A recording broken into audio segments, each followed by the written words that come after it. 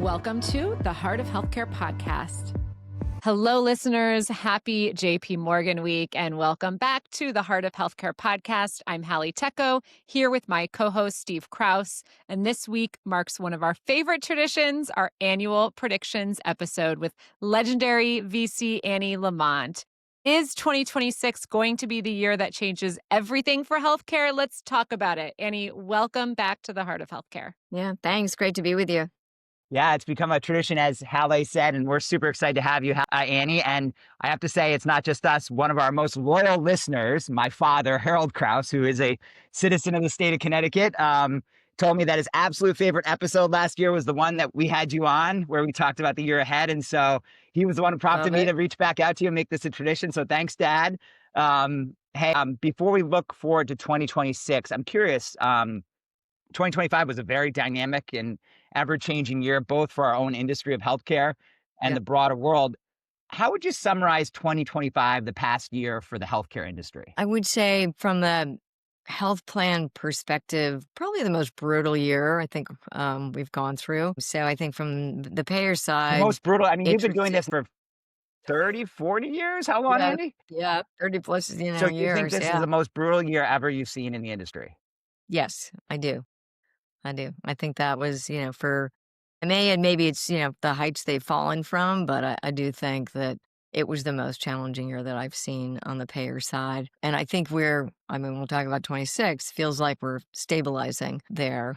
So I think that's a positive. I think, from an investment perspective, obviously AI, massively exciting. It's just, haves and have-nots, right? It's just a world of those who are raising a ton of money, high prices, and those that are challenged to raise. It may even be interesting business models, but if you didn't have AI attached to it, or you were in a fee-for-service services business, people not interested. Those are the contrarian bets, I guess you'd say. Do you think the has and have nots apply do you think there has and have nots in the AI world already formulating, or do you think that's still TBD? I think that is going to change pretty rapidly.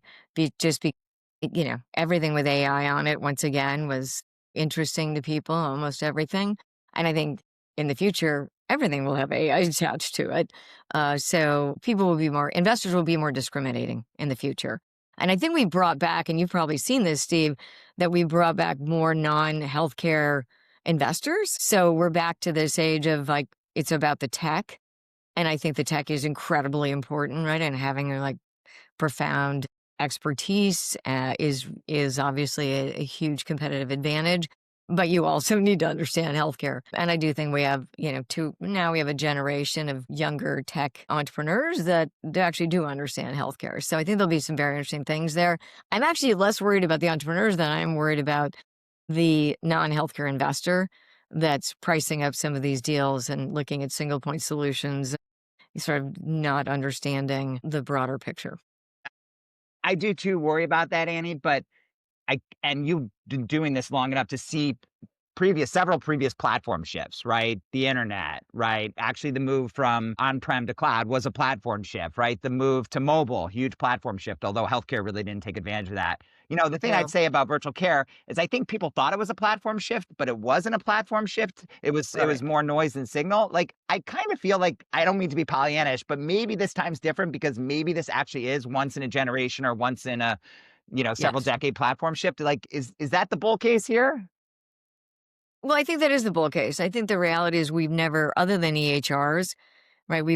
For providers, we've never really seen a large opportunity in software from an enterprise on the provider side. And that took up all the dollars the last 20 years. And now I do see, and we have never been that interested in software for providers other than, Athena Health and a few iHealth, Cotiviti, a few way back. But now that seems like the most interesting area. So I do think AI applied to providers and health systems is transformative. And there are so many more interesting companies than there have ever been. So I do think from a software perspective, I'm super excited because we always wanted to do more software in healthcare. And now there actually is an opportunity to invest in software in healthcare. So, it's wild to see the way the hospitals, the providers were adopting AI this year, especially compared to the health plans, because health plans have generally been more tech forward, but we really saw the flip of it. But I want to talk about how you're going to spend your time this year. What is on your get in early list? Where are you going to be leaning in? Yeah. I think, one thing we have sort of a broad mandate, and I think we do look at, payer solutions for payer, provider, pharma, employer. You never know 5 to 10 years from now exactly where the buyers are going to be, what they're interested in, where the world goes, where regulation goes. And so we do like to have a diversified portfolio, but we have gone in more heavily in provider and will be very interested in AI solutions and provider. In fact, our first 2 deals of the year and our new Fund 6 that just launched this week, are both going to be software to healthcare systems. So I think there'll be a lot of activity there. We're also in pharma services, an area that we're very interested in part because it is a contrarian bet. They are, CDMOs and others out of favor, and because the biotech industry has been so challenged. But I do think we now have a step function where things are heading back in the right direction. There have been a number of acquisitions recently that are inspiring interest in a stock. I think there will be more biotech IPOs and more interest in the public companies, and that just leads to more activity in terms of services. So we're interested there, and I do think that we've just invested in a company called Chai, and we are very focused on AI and drug discovery and design. And so not necessarily investing in drugs. Again, Steve and I have talked about this in the past. I mean, we used to do that, but I'm very interested in AI, Gen AI applied to drug discovery.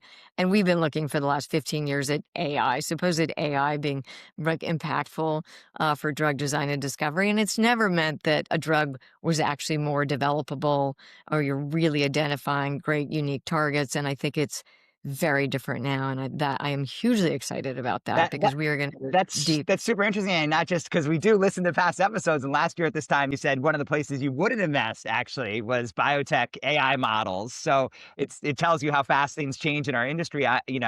What changed that made you reconsider that? Yeah, no, well, that was a whole year ago. We just invested.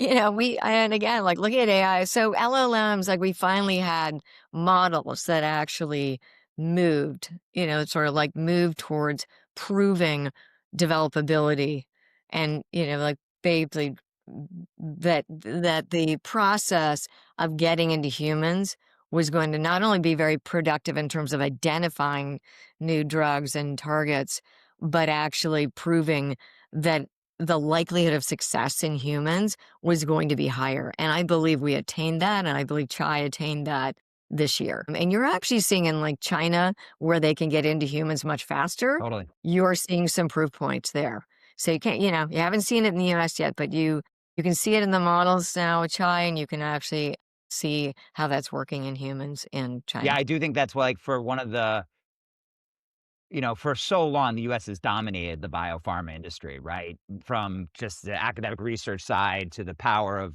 my area where I live, Cambridge, of just the development, discovery and development to the commercialization. I mean, there are a few ex-US, mega corporations, of course, but like I think China, a real geopolitical threat is actually China winning the biotech war and discovery war. So 100%. it'll be interesting to watch for sure. Yep. Yeah, This no, is I think it's our greatest economic risk, actually, is ceding the industry to China. Hey, one question to follow up. Where aren't you gonna be invested? We asked you last year where you aren't gonna be invested. yeah. We you might be a little more mindful this year, but where do you think are areas that you probably will be avoiding? Right. Well, honestly, we really don't love employer solutions. And so it's a rare day when we're investing. And so you might see one this year that's unusual. But in general, it's so hard to get directly to the consumer through the employer. And it becomes the shiny object syndrome where the consultants recommend. And then 4 years later, they throw out that solution for some other new solution. And I do think payers and employers are going to be very, parsimonious. I mean, I think they're going to be very focused on cost and what's actually having impact. And so there are a few categories. I mean, like Maven's been very successful in owning women's health. That's great. There'll be a few others. We have a company, Remodel, that's in the ICRA space. So that's a little different. But that, having great traction. But I just, one more benefit solution is just not where we want to be. Are there any categories that have been out of favor that you think will come back this year, like mental health or brick or mortar care? Anything that, is going to make a comeback? Yeah. Well, I think in general, fee for service and providers have been, or the thing that suffered in the last few years, in terms of valuations, as well as just general interest. I mean, why would that be exciting? Everybody's trying to do value-based care, and I do think advanced payment and fee for service, honestly, is. Probably unfortunately in some ways, it's in terms of straight fee for service, going to continue to be an opportunity. And I would say, if you're looking at consolidation, aggregations, those things they're very cheap right now. So that could be a contrarian bet. How do you think, Hallie referenced that the provider side has been, and I think there's been many studies that's proven this true, the provider side has been quicker to adopt AI. It's sort of counterintuitive because the payers have huge balance sheets and frankly, as Hallie noted, have been faster to move generally in adopting technology, taking advantage of it, using it for their own, cash flow perspective. Like, why have they been slow in your mind? I completely agree with that. I think the reality is that there are a couple areas where they're applying it to, like call center, looking at RCM, but I have literally haven't seen a great entrepreneur working in the payer side. And I think what I have heard in talking to some of the large payers is that they are working, with OpenAI and others, and they've got a lot of projects going on. And I think that's a complete fail. I think that is going to be a complete fail. Not because of OpenAI or No. Anthropic or others, but because of the internal talent that they can attract and how they're going to think about it. And I just think they are going to have a whole scale rethink of their systems, of their approaches, because I mean, we're looking at Devoted and, they have brand new systems, modern architecture, AI applied to everything. They are beating the health plans by, 900 basis points. They're doubling, tripling in size this year, not adding I mean, these health plans are not going to be able to compete. So I just think they're going to really rethink what they're doing. And I've talked to a few of them. Their view is not collaborative. Like, yes, let's work with a great entrepreneur in one of your companies, and we're going to have exclusive rights. And like, no, what entrepreneur is going to do that? So you really would have to almost have a collaboration, amongst a number of them, I think, to do something great. We've done that like at CareBridge and Main Street. I mean, we've had 5 different payers invested there and working with us and being customers. And I think they have to think that way in terms of their software infrastructure because it is going to be such a burden for them. I mean, just on that note, we also saw that most of the health plans were very much missing from M&A last year, whereas in past years, these are some of the most acquisitive buyers of digital health companies. Last year was really mostly private equity buyers. Who do you think are going to be the dominant buyers in 26? Distributors, they've put $20 billion out in the last few years in acquisitions, and I think they're diversifying their businesses. This So is they've got McKesson, cash flow. Cencora. Okay. Exactly. Yep. Yeah. So I think they're ready, they're poised. McKesson's all in anybody got oncology, they're, that's what they want. So and I think the health plans are 2027. I don't think we should expect that much from them in 26. There'll be probably a few small things. I mean, obviously, United's very challenged with the government. They need to sort of negotiate a deal there, get that done, and move on. But I think that is more of a 27 phenomenon for them. How do you, Hallie referenced the private equity playbook, and on one hand, what you and I do and Hallie does is investing in innovative companies, which have a different sort of risk reward profile. On the other hand, now that AI's come, a lot of these private equity players see the ability, not just in healthcare, but in other industries like accounting and legal and down the line, to take AI and turn what are traditionally services businesses into software businesses. Oak is actually unique in that you do a lot of venture investing. You also do some growth investing. Like, how do you buy that framework, or of actually there's an opportunity to turn services into software, or do you think that's a lot of hype and not reality? I think, we've looked at that more on the fintech side. Uh, and so I do think there are some opportunities there. We've ended up not doing that, and supply chain, in accounting and legal, we've all had dedicated software companies in that area. For example, and you'd appreciate this, we did have a great entrepreneur come to us rolling up personal injury law firms, that would have massive, like, you just think about, like, they're really driven, right? I mean, the way they're paid in terms of Yeah. contingency, like, brilliant to get a lot of leverage there from that increased EBITDA. But I was like, great, I'm going to have personal injury lawyers suing my healthcare, my doctors working for our healthcare company. This is not going to be good. So not an opportunity there. But I do think, there are a couple of accounting firm roll-ups that will, get leverage. And that's just, I mean, to me, it's interesting, but not interesting in the sense of it's just an okay, you're going to expand your EBITDA, you're going to make money, and that's great. Do you think the And, opportunity exists in healthcare though? Or are you skeptical? Do you feel like the services is so unique in healthcare? Like, it is what it is. Software maybe might take a morsel of it, but it's not going to actually do what people are expecting it to do. Yeah, I think in healthcare, I mean, look, I think there are care delivery companies that, with the right leadership, can be oriented to integrating clinical and administrative AI. And so you could, like, if you're in a risk model, right, you could really clean up there. I mean, we've got a keto that's focused on that. But I do think you have to have a unique management team that would be focused on that. And are there things to roll up with that, that you could leverage with that? Yes. But I think that's almost more of a next year, 2027, 28, maybe opportunity, because I still think you're living with sort of legacy management in lots of these entities. And I think until you have, like, when you got Doc AI, and other things that have real clinical leverage, then I think you're going to have some, you could apply that obviously to primary care roll ups. You could probably change, but you do have to get, like, doctor buy-in. And I just think that's going to take a little time. Right. Once they see it as leverage, great. Once they see Yeah. that they're going to make more money, great. So you just need to, I think, get comfortable with that. So last year we made bets on the number of IPOs we'd see. Do you guys remember our bets? Did I say 5? I do. You said 5, Annie, you said 3, I said 7. And depending on where you draw the line on what's counted as digital health, we had between 2 and 10. Yeah, So well, it's I don't all think med definition tech game. is. I don't think, Medline was Yeah. a PE deal. Yeah, so I'd Yeah. say I there were think, 2 or 3 actually. yeah. I mean, if you're counting just like Hinge Health and Omada. So, but healthcare overall underperformed compared to the broader stock market, and health tech underperformed compared to healthcare.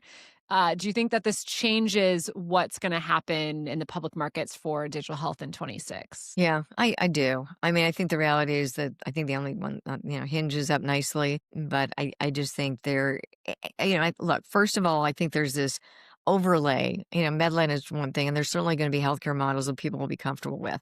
But I think the reality is that people are going to look at healthcare and still say, wow, I don't know where the world's going there. So, like, how Yeah. is this company going to be impacted by Medicare Advantage, what's happening there, or the exchanges, or Medicaid, or there's just, I mean, we just raised a fund. I mean, there were definitely lots of questions and trying to get people comfortable with, like, okay, the macro environment in healthcare, and something we invest in things at lower costs and like improve productivity, improve patient experience.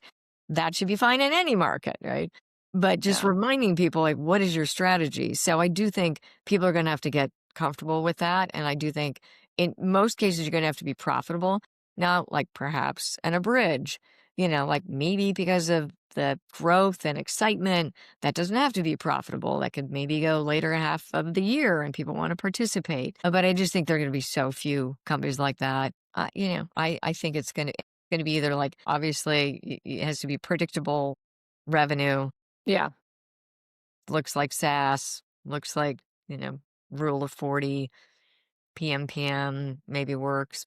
Yeah, I mean, Verta is rumored to be going public this year, so we'll see how that goes. But I don't know of any others that are. the only thing I'd add, again, not to be Pollyannish, is that, and this is probably more of a 5 to 10 year perspective versus this year, but the fact that these AI companies look more like software than they do like, so one of the challenges, I mean, Hinge is an amazing company. It's growing well, it's big size, and it's profitable. Like, any financialist can understand that, growing and profitable. But I think part of the challenge of like the overhang that Annie was talking about is like these healthcare models, PMPM, talk about value-based care, they're all so Right. foreign to the market. Whereas like maybe Yeah. the advantage of some of these AI software first models is like they look like SaaS companies, The and comps are different. yeah, Yeah, and yeah. the generalist investors Yeah. can come in, not just healthcare investors, in terms of the Right. public markets, and really understand them. So that's hopefully a Totally. benefit for all of Yep. us. No, I think but yeah, 27, 28. I think it's a big opportunity then, and will be.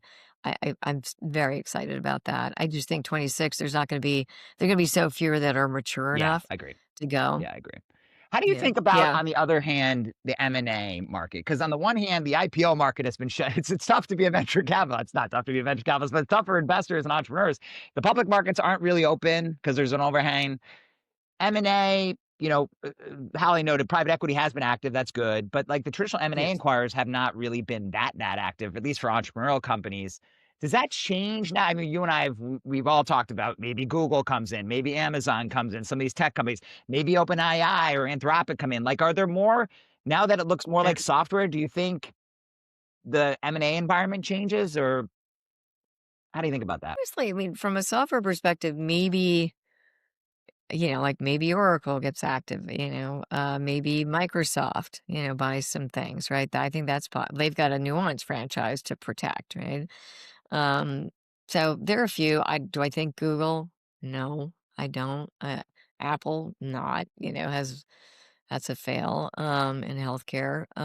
So no, I don't think there are that many new buyers, but yes, with the software model, I do think there are some that will be more likely to invest in acquire software, healthcare software companies, AI companies. It's just, again, it's like we need to see 27, 28, Yeah. I think, before that happens. Although Microsoft certainly could buy something, next year. I do think it was interesting that OpenAI just made it clear. They came out with statements saying like they're going to play in healthcare. So that could be a Yeah. really interesting force for our industry even in 26, honestly, as we see that play out. I agree. They might not make acquisitions, Yeah. but it'll be interesting to see that tech company try this time around. Are they successful, unlike Google or Apple, to your point? Yeah, I think you have to think about OpenAI as like consumer, right? The consumer as opposed to enterprise. So the question is like, when do they get serious about enterprise? Yeah. Yeah. So you've been investing across really every wave of value-based care, and you've seen the multiple generations of how this has evolved.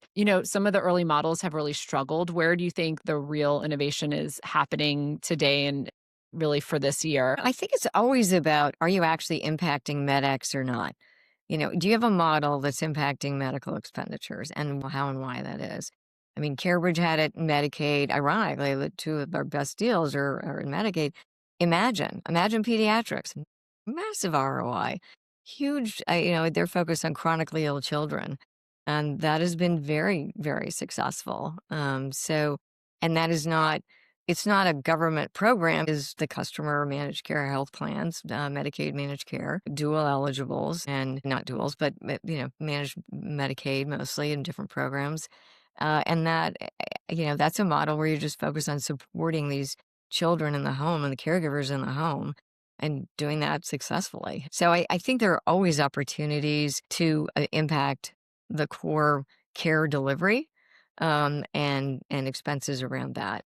And that doesn't change. And that's what we're not as focused on what's CMMI doing, although I am excited about the access program. We'll see what happens in terms of, they haven't really laid out exactly how reimbursement's going to work. But I think the focus on the 99% of time that we spend outside of the provider system, right?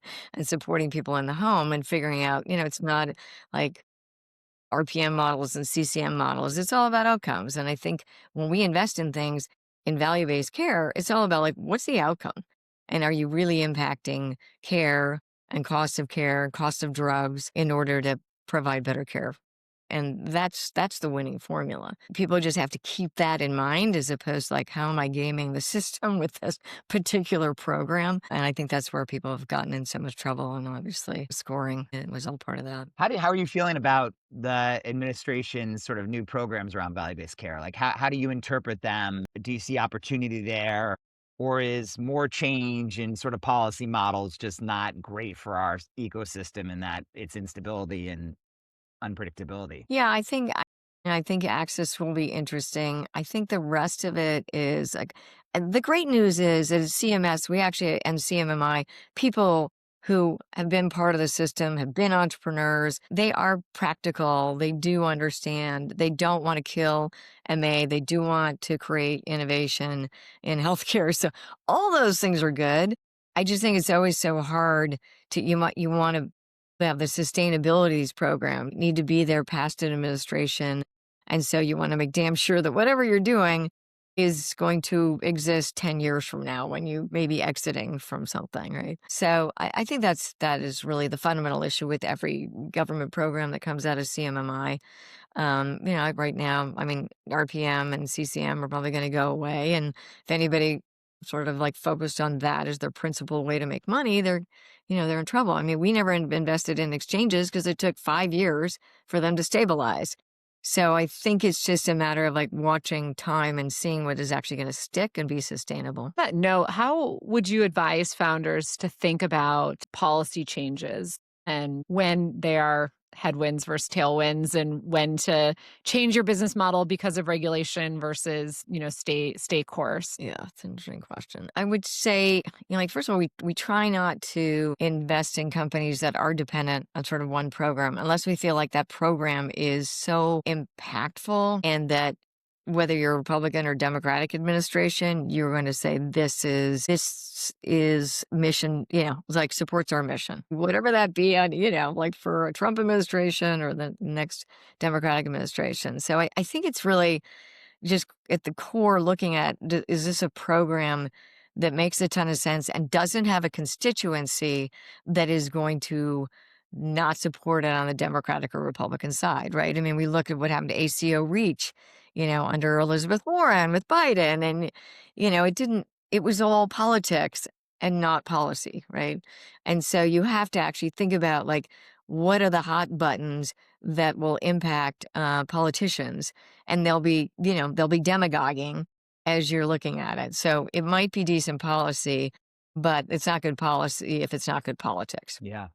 Bundle payments is an example, right? Yeah, totally. Right. Totally. I love that. Not good policy if it's not good politics. Hey, speaking of policy and politics where they might combine and it's unclear how it's going to play out, how do you think the AI regulation? I mean, obviously, your husband is the governor of Connecticut. You've got some governors who are making moves to regulate AI, Yeah. especially and health AI within their state. You've got Trump Yeah. and Sachs saying, "Whoa, stop, nothing is going to be more prominent and important than the federal policy, although we don't have one yet." How does this all play out? Right. Because like talk about uncertainty, like that could, and then you have the risk, of course, that some of these consumer apps move so quickly that there's bad headlines around health AI Right. leading to bad outcomes. Like, Right. how do you think about this? How should entrepreneurs Yeah. think Yeah. about No, this? it's Which there interesting. already have been, Yeah. right? And so self-governance is hard, and obviously OpenAI has taken steps. I do think that the feds need to do something. They can't just say don't do anything, states, when they're not doing anything. So give us some guidelines. I think even, I think all AI companies are looking towards that to just like, what are going to be some parameters? I think it's incredible. I think that the Trump administration is right. You cannot have state by state regulation that's going to be conflicting with each other. It would absolutely, put it would, like gum up the wheels of progress for sure. If you're trying to figure out like how do I, work with my model or my software to figure out like every different state's rules. So they should come up with some core guidelines nationally. It is, as we all know, AI and being at the forefront of it as a country is so incredibly important for our competitive advantage in the future that it should be federally driven, and they need to do it. They need to get on it so Yeah. that the governors don't have the pressure to do it Yeah. themselves. Like patchwork policies across all the states isn't ideal, but it might be the only option if there's nothing federally. There's no guardrails at all. One of regulation we talked about last year was PBMs, and Yeah. PBMs. and I guess maybe there's been. I mean, I shouldn't say. I guess maybe there are some companies out there that have done well that are new PBMs. Capital RX, I guess it's called Judy now. Smith RX. There are companies that are actually feel Yeah. like they're making some headway, and yet the Yeah. PBMs there's still no regulation. Like, is this ever going to happen? Now, I think that he's focused on drug prices because it's a good headline. I think PBMs are too So complicated. complicated. Like if the voting public is They based, don't doesn't get understand. it, like Yeah. why would he bother? But I do think drug prices and the thing I actually talked to I was all over the Biden administration. Like you have these, group of 20 negotiations globally. Like why the hell aren't you negotiating that other countries pay more of their fair share for drugs? Like that could take, that would have taken pressure. So I do respect that they are forcing that issue. That UK is stepping up, increasing on new drugs 25%. What they're paying. And I think other countries are going to do that in Europe and elsewhere in the developed world.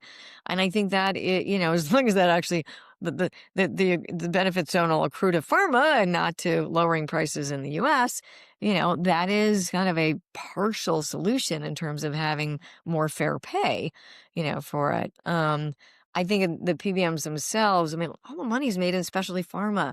I mean, you want to solve the problem, force the payers and PBMs to separate and cannot own specialty pharma because that is where all the Yeah. profitability is. But do I think that's going to happen? No, I don't think it's going to happen. Well, actually, Sarah So Huckabee Sanders, to her credit, actually did that in her state of Arkansas. She was yeah, mandating that yeah, for what it's right, worth. you're right. Yeah, Whether or not that actually So goes through. you don't think unbundling is going to happen this year or even next year? I don't. I mean, it's funny. There's some energy around like United owns providers and, that is the problem. That's not the problem. That's not the problem. The fact that they own providers is not increasing the cost of care. I mean, if that was the case, you'd say to every not-for-profit healthcare system in America, you can't, primary care, you can't have referral patterns that only go to your basically highly incented to go to your hospitals. I don't think that's the problem. Payvider, if it was actually working like it's working at Devoted, is actually can be wildly successful in the future to lowering costs. Yeah. Will we see more payviders this year?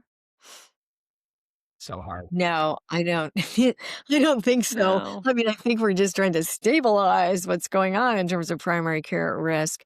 And I think obviously there's a lot of roadkill there. And I think, by 2027, those that survive it and do well, I mean, they'll do very well ultimately if they're actually truly managing MedX costs and figuring out how to lower costs, improve care.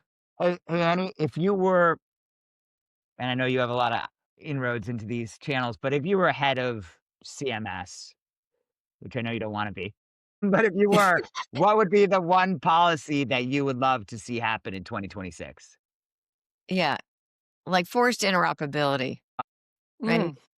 I mean, You don't think well, it's not for when you say force, because obviously there's been some I mean, strides made, but when you say force, what do you mean? yeah, I mean that, the EHR, right? I mean, the epics of the world cannot block any data flow. I mean, if you're basically compliant and, the hospital system wants it, they say they allow that, but obviously they've been a block to that, for the last 20 years.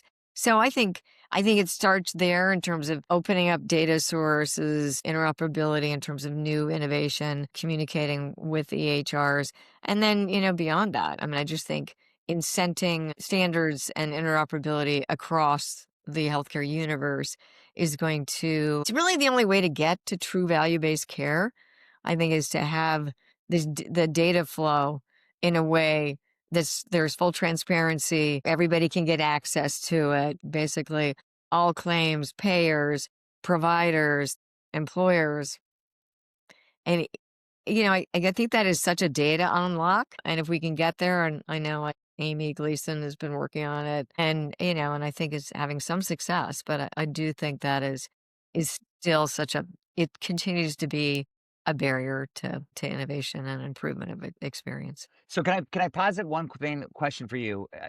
With if that happens, which I know there's a lot of work to be done, there's interoperability, and now you actually have AI solutions that are frankly making software pleasant for doctors, um, and actually kind of systems of action, if you will. Is there a world where um, it's an octopus strategy around Epic and Epic, not that Epic will ever go away, Yeah. but like that Yeah. Epic becomes less important? Or do you think that would be the optimistic view? The negative view would be what's happened to date, which is Epic is just so Yeah. powerful, so good at creating so much FUD in the market, Yeah. so good at saying they're Yeah. going to do everything that, Yeah. Yeah. maybe we have a Yeah. few flowers that bloom, but we're kind of sitting in the same Right. place where we are today in a couple of years, where Epic's still the dominant Right. system of record. I don't know. In 5 years, Steve, that's really my dream. I'm like just that they aren't necessary. They aren't powerful anymore in the epicenter of that all of this is data that everybody has access to. And if somebody's creating a better experience and, free communication within the hospital system with external parties, that you wouldn't be as dependent on them. Because they will always be 2 to 3 years behind with a somewhat less good solution, right?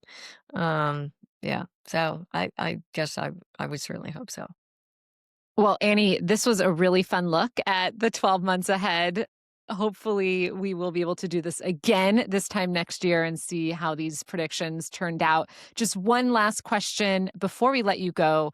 What is the craziest thing that just might happen this year? Well, it's not going to happen, but but I would say that my dream is for not-for-profit hospital systems to become for-profit Wow. because they act like for-profits, and I'd like them to pay taxes nationally, regionally, and Fascinating. statewide, and Yeah. locally. It'll happen right after churches go for profit. Love that. That is I didn't expect that one. That's a good one. Well, thank you, Annie. It's awesome to get your perspective on our industry in the year ahead. We really appreciate it. Yeah, it's great. Great talking to you. Always. Take care.